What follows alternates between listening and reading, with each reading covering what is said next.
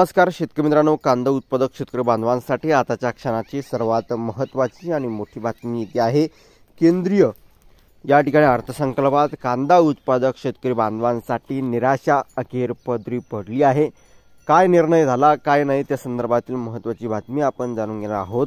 तरी महाराष्ट्रातील तमाम कांदा उत्पादक शेतकरी बांधवांना एकच विनंती, व्हिडिओ शेवटपर्यंत बघा। अतिशय महत्त्वाचा व्हिडिओ जर आवडला तर नक्कीच लाईक करा, विसरू नका।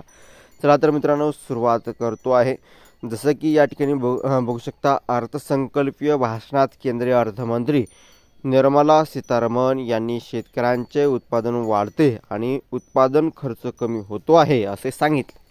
परंतु हे पूर्णपणे खोटारडेपणा आहे, कारण की उत्पादन वाढणे आणि खर्च कमी होणे यात या ठिकाणी एकंदरीतच काय तथ्य आहे हे आपल्याला समजायला पाहिजे आणि ते पूर्णपणे विसंगत आहे। आजच्या अर्थसंकल्पात कांदा उत्पादक शेतकऱ्यांना काही दिलासा मिळाला नाही।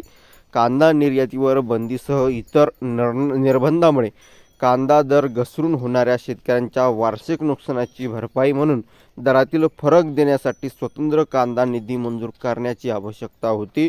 सरकारकडून या ठिकाणी बघितलं, शेतकऱ्यांच्या कांद्याचे भाव ठरवून पाडले जातात, परंतु दर घसरणीमुळे होणाऱ्या शेतकऱ्यांच्या नुकसानीची सरकारकडून भरपाई किंवा दरातील फरक मिळत नाही। आजचा अर्थसंकल्प कांदा उत्पादक शेतकऱ्यांना निराशाजनकच म्हणावा लागणार आहे आणि एकंदरीतच आहेतच। म्हणावा का लागणार आहे तर आहे, ही वस्तुस्थिती आहे। धन्यवाद आणि जास्तीत जास्त महाराष्ट्रातील कांदा उत्पादक शेतकरी बांधवांपर्यंत हा व्हिडिओ पोहोचवा, जेणेकरून त्यांनाही कळेल काय सध्याची परिस्थिती कांदा उत्पादक शेतकरी बांधवांची।